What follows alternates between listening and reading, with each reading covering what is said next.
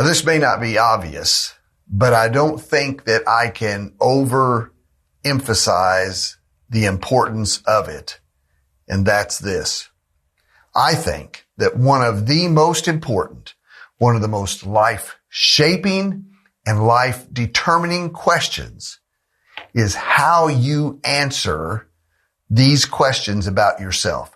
Who am I? Or what is my primary perception of who I am? And here's what I'm getting at. I think that what you or I think about ourselves, what we deeply believe about ourselves is going to shape our lives in a lot of really important ways. In fact, I could use this word, identity.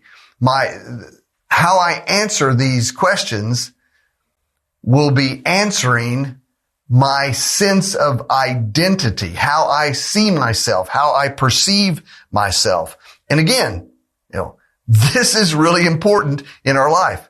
Just a few years ago, I came across an article that described the vast importance of our personal sense of identity. And in this article, it also talked about 3 primary factors that shape its development, the shape of our identity. Where does it come from? Your identity is influenced by 3 things that were described and sort of played out in this article. The first thing they described was this author called ascribed identity. And to understand what he's getting at, there's some key words. To understand what my ascribed identity is to understand the words involuntary or unchosen, or it has to do with forces that are outside of my control. For example, my gender, whether I'm a male or a female, was not my choice. Didn't have anything to do with that at all. My race, my ethnicity, or my nationality. No choice in that matter. My family of origin. I didn't get to pick my parents. I didn't get to pick my family of origin. Do you have a good family? Did you come from a good family or a bad family? A healthy family or an unhealthy family? A functional family or a dysfunctional family? This is my ascribed identity. For example, if you're born to a family that was an itinerant goat herding family from the middle of Sudan,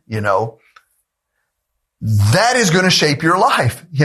That's going to shape your sense of identity. Being raised in that family will be different from a family. Say you were born to an American family, a family of physicians. Both your father and your mother were physicians that worked at a hospital in New York City, and you were raised on the Upper East Side of Manhattan in New York City. These 2 families of origin, very different. Now, I'm not going to say which one is better. You might have a better family life and a better sense of identity being raised in an intact family like this than you would even in a family like this. And my point again is, you don't get to choose. This is involuntary, but it's really important. Now, you're not locked in. I'm not saying that this is eternal or unchanging. I'm not saying that you can't shift or change how you view yourself, but where you're born is really, really important in shaping how you see yourself. There's a man who's a part of our church right now, and when he was a child, he was treated terribly by his mother's boyfriend. And when I say he was treated terribly, I mean that what happened to him was evil. It was unspeakably evil. For 2 years, a man abused him. And that abuse marked him. That abuse shaped him. That abuse made deep and harmful impressions on his soul. Now, the good news is the gospel of Jesus is beginning to change and shift and alter the way this man perceives himself. But my point is, and I tell you that story to say, he never would have chose what happened to him as a child. He never would have chosen. It was outside of his control. It was ascribed to him and has also shaped him. Now, a second way that our identity is shaped or formed is by what this author called achievements or achieved identities. And again, the key words here to be understood are there are things that we earn in life by what we do. There's things that we achieve. There's successes, and I might add failures that also achieve us. For example, there are some of you listening to this message today. When you were a child in school, either school was really easy for you or it was really difficult. There are some of you that had teachers, adults, maybe your own parents who said to you, "You're smart. You're so good in school." And there are others of you who are listening to this message today that your school life was very different. And many times you had teachers and maybe your parents say to you and about you, "You're a loser. You're a failure. You're not very smart. You're stupid. You're an idiot. You'll never amount to anything." And what I'm telling you is how you did in school, what you achieved or what you failed to achieve shaped you. It made you think, and even today you believe things about yourself because of those experiences. Maybe we could look at athletics, same thing. Maybe you were very athletic and you had certain skills and you could perform well, or maybe you didn't. You'd stand in front of the mirror and hope that you could be somebody. But your successes or your failures and what people said to you and about you with regard to those successes or failures have shaped you and still influence you today. Or maybe even as an adult, vocationally, you have done really well. You know, you've been successful and you've made good money or something like this. And people talk about that and about you like that all the time. Or maybe people have seen that you've not been successful, that you've been a loser. Or maybe you're lazy. I'm saying all of these successes and failures, these influence us. They shape us. They tend to put labels on us that lead us to believe certain things about ourselves years after they have happened. Now, there's a third thing that this article taught me about identity that I thought was really interesting, and it is that all of us eventually in life, either consciously or we subconsciously develop what this author said was a master status identity. And to understand that, so the key words are, there is something about you that has become your most important identifier.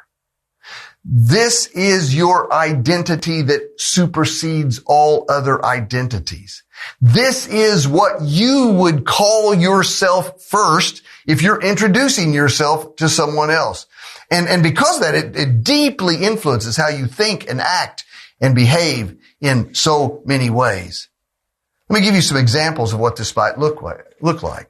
There are some of you who are women who have had children, and the simple, maybe I shouldn't call it simple, but the fact of childbirth and having this little baby in your life has altered you, has shaped you.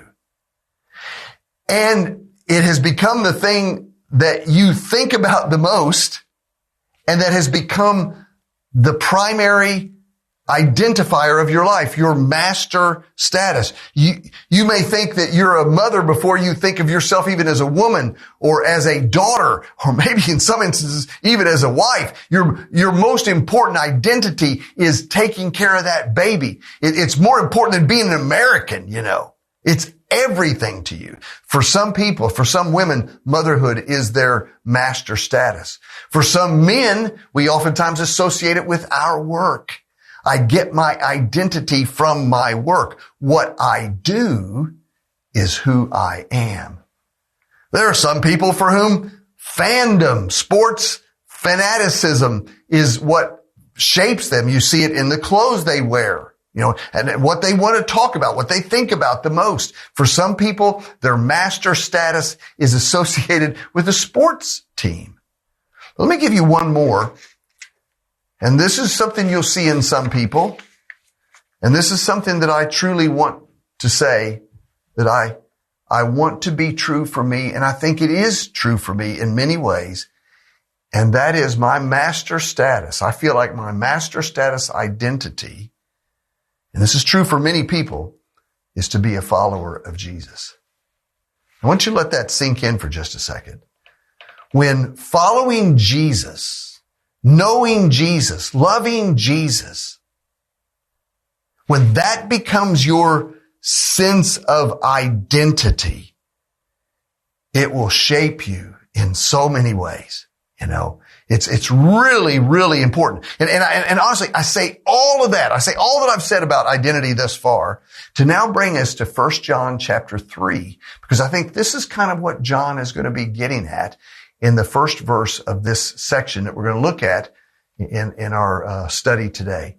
In 1 John chapter 3, verse 1, he says this. He's wanting these Christians to understand it. I want you to see what kind of love the Father, God the Father, has given to us, that we should now be called children of God. That's my label. I'm a child of God. And look what he says. And so we are. This is who we are. This is our identity. What John is wanting us to understand, these Christians to understand, and us centuries later to understand, is that there's this sense of identity that is wrapped up in having a relationship with God. Now, let me clarify something here by asking you this. Who are the children of God? Who do you think he's talking about here? How do I become a child of God? Is everybody a child of God? Is everyone on planet Earth? We're all children of God. Some people would say that. Well, let me take you to another passage of John's found in his gospel, John chapter 1, verse 12. And this is what he says about that. To all who did receive him, and he's talking about Jesus, to those who believed in his name, in the name of Jesus, he gave to those people the right to become children of God. So here's the question. Who are children of God? Is everybody a child of God? No. According to John, in this passage, children of God are those who, first of all, believe in Jesus, believe in who he is, believe in what the Bible says about him, what the Bible declares about his nature, his character, who is Jesus. If I believe in him, and there needs to come a point in time in every person's life where they actually, in reality, receive him as their Savior. Those who believe and receive him, those are the children of God. For me personally, that happened. It started for me on November 28th, 1971. On November 28th, 1971, there's a sense in which my primary identity began to shift away from being just a boy, a young man who did whatever he wanted. No, now I want to understand what it means to be a child of God, and I want to follow him. On November 28th, 1971, I received for the first time the grace of God through Jesus and his sacrifice on the cross. And I was born again. I was born into a new family, God's family. I became a child of God. Now, that's the first sentence in this verse. Let's read on the rest of verse 1 and verse 2. John goes on, he says, now the reason why the world does not know us, the reason why the sinful world, the anti-Jesus world does not understand us is because it did not know or understand him. The people out in the world, you Christians are a little bit crazy. I don't understand you. Well, they don't understand Jesus. They don't know him. And then he says this, beloved, we are God's children now. We're children of God now. And then look at that next line. What we will be has not yet appeared. In other words, because I'm a child of God, my life is changing. And what I'm going to be is not clear yet. I'm in a process of development, okay? And then he says this, but we know that when Jesus appears, we shall be like him because we shall see him as he is. Now let that soak in for just a second. The point that John, I think, is making here is kind of threefold. First of all, I had a life before I became a Christian. And when I was in that life, I did not look like Jesus, act like Jesus, think like Jesus. I did not understand Jesus. There's some people like that. All of us are like that at one time. I had a life before I became a Christian and it wasn't very much like Christ. Then I became a child of God. And because I became a child of God, my life began to change. And it changed with this new sense of identity. Now I follow Jesus. I'm a child of God and I want to be like him. I want to follow him, you know.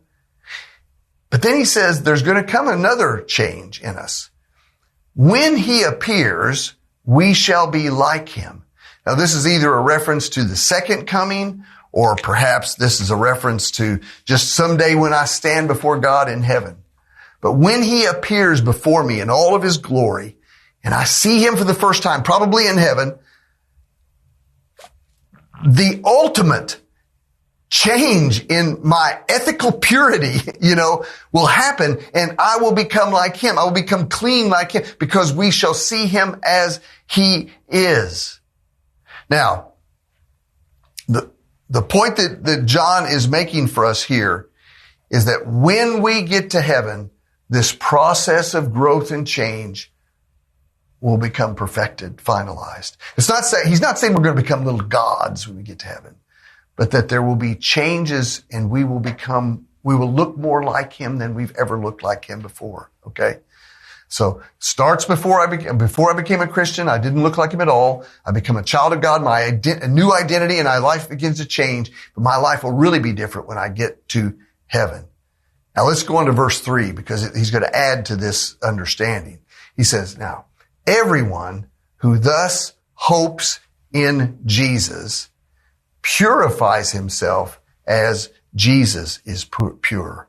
In other words, if you hope in Jesus, or because you hope in Jesus, or when you hope in Jesus, well, you want to be like him. You want to look like him. You want to act like him. You want to think like him. You want to be pure because he is pure. You want to be like him. If your hope is in Jesus, you pursue today. You pursue right now. You pursue in this life. That's his point.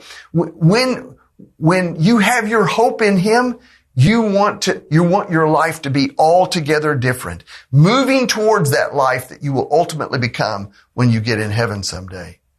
Now, that's the first 3 verses. What we're going to see in the next 7 verses, verses 4 through 10, I want to just say, these next 7 verses make a series of statements that are oftentimes misunderstood by people. And it's hard. It's some difficult verses to understand. So I want us to look at these next 7 verses. And what I want to do is there's 7 times in these 7 verses, John makes a statement. And this is what he says. Everyone who makes a practice of sinning also is just another way of putting it. You're practicing lawlessness. You're acting like there are no rules. No one who abides in Jesus just keeps on sinning, No one, or in other words, no one who keeps on sinning has either seen him or know him. Verse 8, whoever makes a practice of sinning is of the devil. Verse 9, no one born of God makes a practice of sinning, for God's seed abides in him. And he cannot keep on sinning because he has been born of God. Now you can see, if you look at those verses, some pretty strong statements there. But let me help you understand something. In the Greek language, in Greek grammar, anytime a verb appears in the present tense, it is, and this isn't true in English, but it's true in Greek. It indicates continuous or repeated action. And so all 7 of these statements are present tense verbal statements that indicate continuous, repeated, ongoing action. Someone's continually practicing sinning, continually practicing lawlessness. They're just all the time they're sinning. They're practicing sin all the time. You can see the sense here that's being said. So let me add a word to this section. Let me go back to these verses and add a word and see how this helps you understand it. I'm going to add the word unrepentant, because that's the sense here. Everyone who makes an unrepentant practice of sinning is also in an unrepentant manner practicing just a lawlessness. No one who abides in Jesus in an unrepentant manner just keeps on sinning. No one who in an unrepentant manner keeps on sinning has either seen him or known him. If that's your life, you don't really know God. Verse 8, whoever makes an unrepentant practice of sinning, you look like the devil. You're acting like him. Verse 9, no one born of God makes an unrepentant practice of sinning, for God's seed abides in him.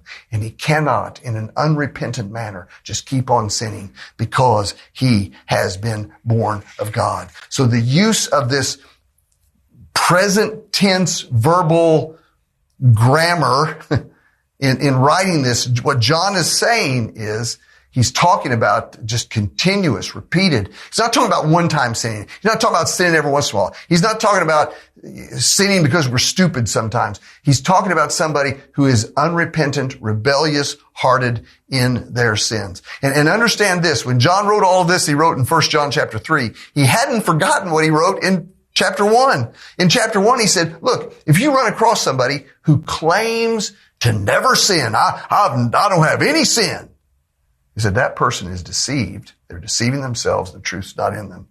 If we claim that we have not sinned, no sin in me, I've never sinned, well, we're making God out to be a liar, and his word is not in us. So whatever John means about sin and sinning in 1 John chapter 3, he hadn't forgotten what he said in chapter 1. Okay?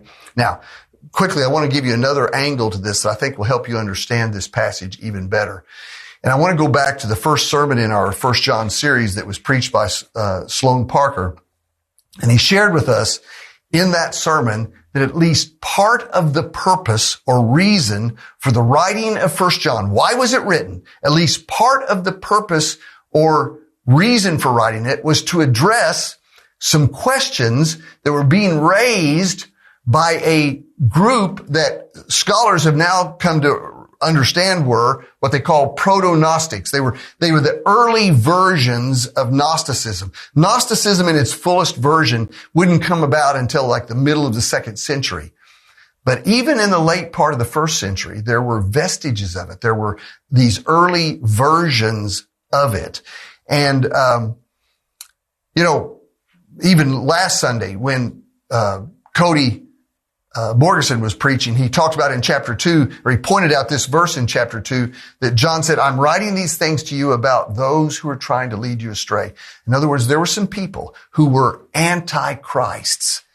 You find that in chapter 2, that were anti-Jesus, who didn't believe that Jesus came in the flesh. They were teaching false things about Jesus. And this is all versions of Gnosticism.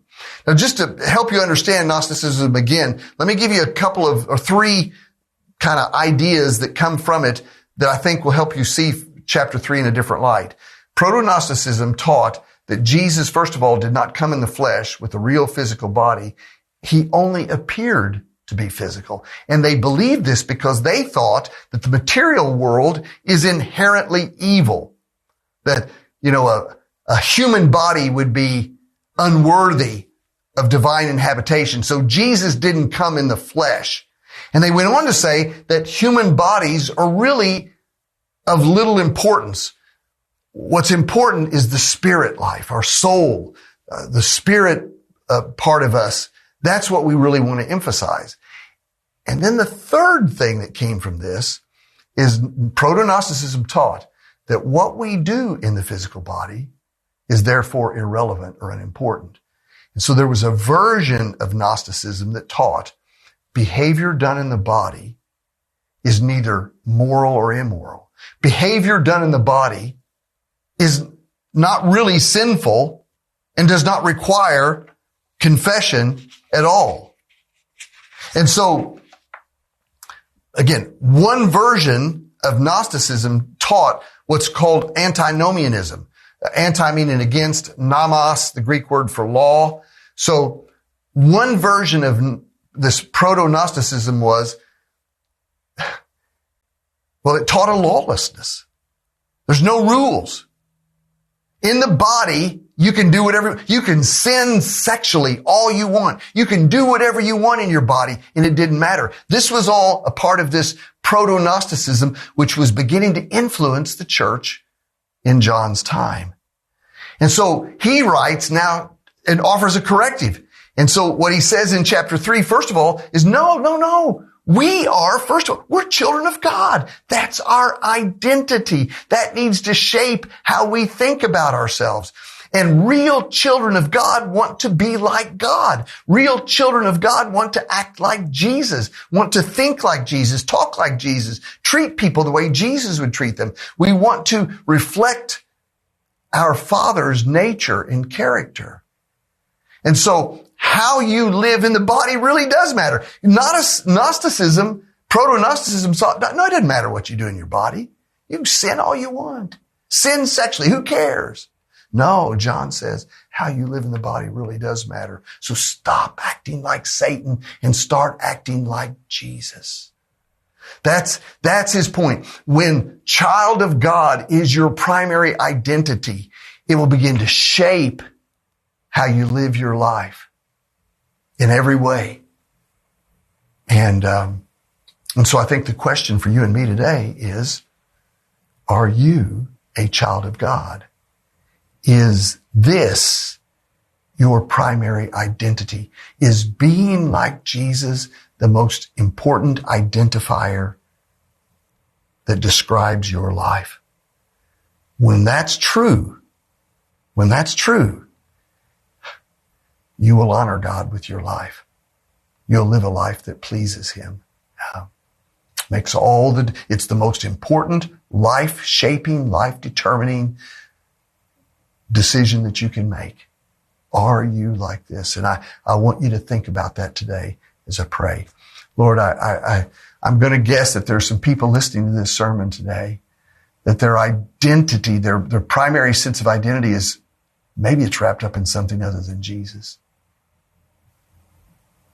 And so my prayer, Lord, is today that we'll see the vast importance of being children of God. That's who we are. That is first and foremost in our lives. Help us, I pray. Help us, Lord, today. Forgive us for those times whenever we stray from that. Lord, I want that to be what shapes me.